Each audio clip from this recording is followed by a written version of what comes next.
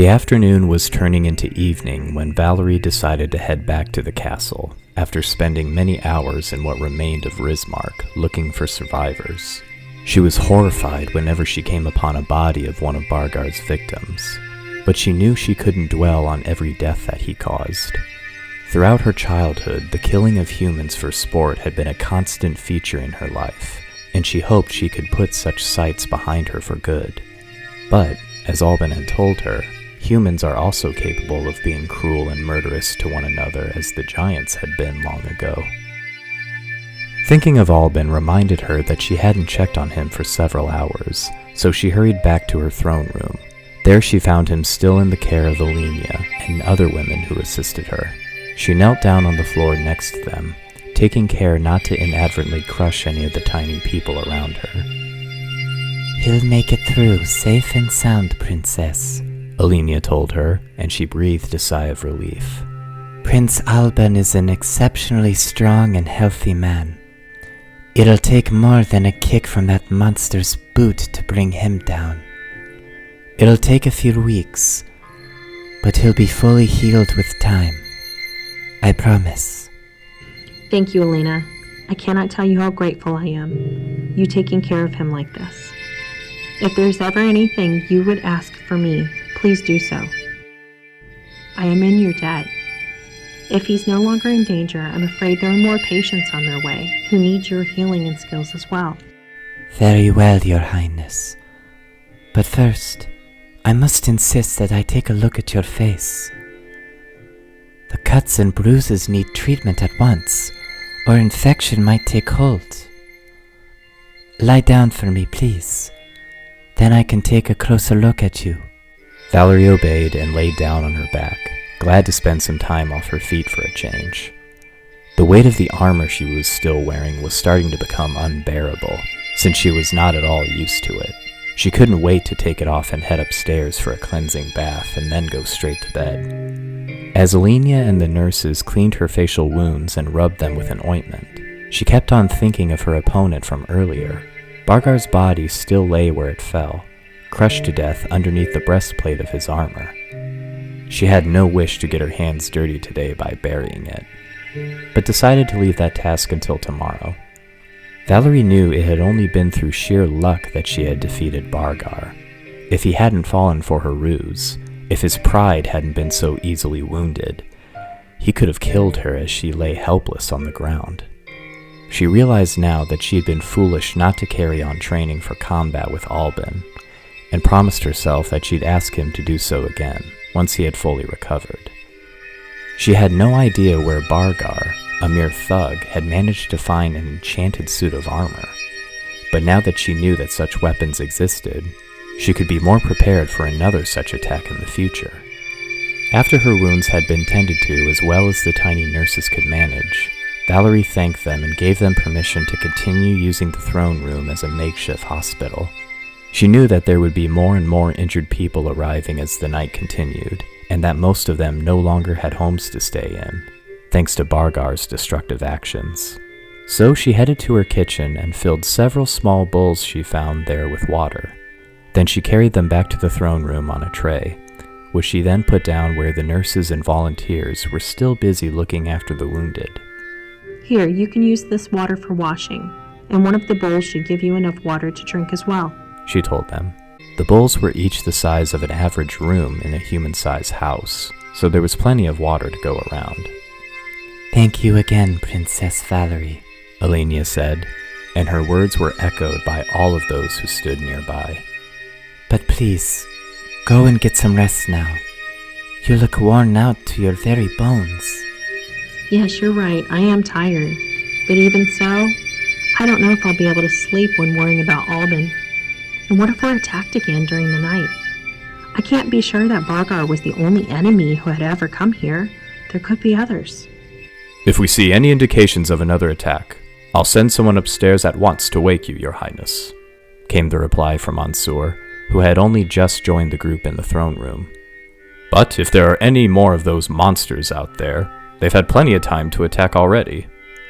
Perhaps by defeating Bargar, you've managed to frighten them off, assuming that there were more of them in the first place. Yes, perhaps. Ugh, I don't have the strength to think about it now. I'm dying to get some sleep. But I'll be up early tomorrow and return to helping you, I promise. She bid all of her subjects who were in the room a good night, then headed off in the direction of the cellars, there to take off her armor and store it safely away again. Having never had the responsibilities of a ruler before, Valerie was constantly concerned whether or not her people were satisfied with her leadership, and whether it might not be better to just let Alban rule by himself from now on. So far, she had not heard of any complaints against her or dissatisfaction with her rule, but it could simply be the case that none of her subjects were brave enough to tell her themselves. What am I thinking? She said aloud to herself, stopping her negative train of thought. Why on earth would they hate me when I've given so much to them already? Do they blame me for what happened today? How could they when I did everything I could to stop Bargar as quickly as possible? If only I was one of them. If only I was human. Then I would know that they trusted me. She leapt down the last few steps into the main cellar, nearly stumbling due to her weariness. She couldn't wait to remove the armor and be rid of its suffocating weight. But before she could do anything, she noticed something odd. A man was standing on the floor in front of her. She had barely been able to see him in the flickering torchlight that lit the cellars, since he was only human size. But now that her eyes had been adjusted properly, she could tell that he was quite elderly, and also that he was standing on what looked like an unfurled scroll of paper. Who are you? She asked, looking down on the man from her colossal height. How did you get down there? And what are you doing here in my castle? Who am I? The old man repeated in a mocking tone. His voice sounded strong and resonant, despite his age and small size. Oh, you'll soon find out. Don't worry. I take it you've managed to defeat dear old Bargar then, Princess? Yes, of course, I have. Wait, you're with him, aren't you? She stepped forward and knelt down, but was hesitant of reaching down and simply grabbing the old man. He didn't seem frightened of her, but stood his ground on the paper scroll. I was with him, but thankfully I no longer have need of his assistance, the stranger answered. I am Shalmat, O great and powerful Princess of Vandan, and I'm afraid I'll have to ask you to hand over your kingdom to me, your new lord and master. Hand over? Don't be ridiculous, Valerie said, chuckling in disbelief. I'm sorry, my little friend, but your scheme has failed. Your friend is dead, crushed flat by his own stupidity. As for you, I'm afraid I'll have to take you to one of our dungeon cells. I'll decide what to do with you in the morning. She lowered her hand to pick him up, then recoiled when a sudden bright light streamed from the mysterious man's fingertips. The light filled the air around him and lit up the words written on the scroll beneath him. Shalmat began to read those words. Helaithu fihun, kareg faihun, which Valerie realized was written in the old language of the giants, which she had not heard since her childhood. That's enough, she cried out. You're coming with me right now. She reached down once again to grab him, just as he read the last few words on the scroll. Almost at once, however, Shalmat began to grow in size. It happened so quickly that Valerie leapt back in astonishment. Within seconds, he had increased in size from a mere 5.5 feet in height to a size matching hers. She could now look him directly in the eyes, and he was staring back at her malevolently. Ha!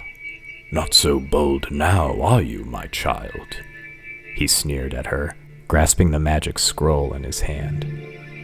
If only you knew what powers lay hidden in... Wait, what's happening? What's happening? Almost as quickly as he'd grown to giant size, a new change came over the old sorcerer. Starting from his feet and moving upwards, Shalmat began to turn into stone, his clothing as well as his body. He screamed in panic and frantically tried to read from the scroll again, but the transformation was too fast, and his head and hands were petrified along with the rest of him. Valerie stood and stared, dumbfounded, without the slightest idea of what she just witnessed.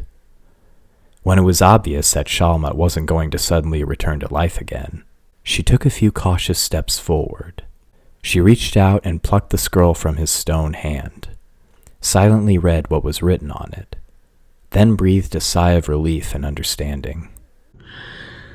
You had no idea what you were reading, did you? She asked the wizard, who was now nothing more than a statue standing on the cellar floor.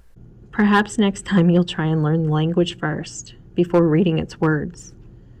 Not that you'll get another chance, obviously.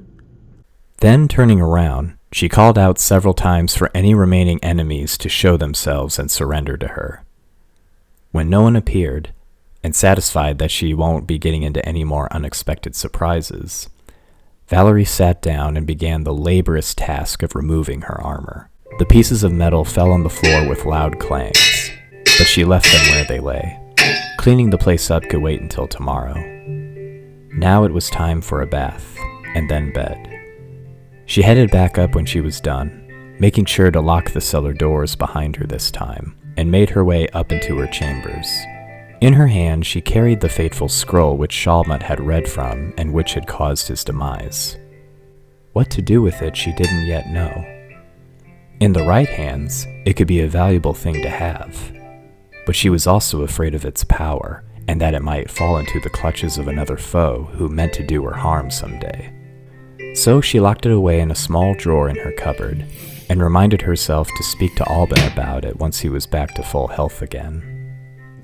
What a terrible day, she thought to herself, as she lay in her bathtub and washed away the gallons of blood that stained her body and clothes.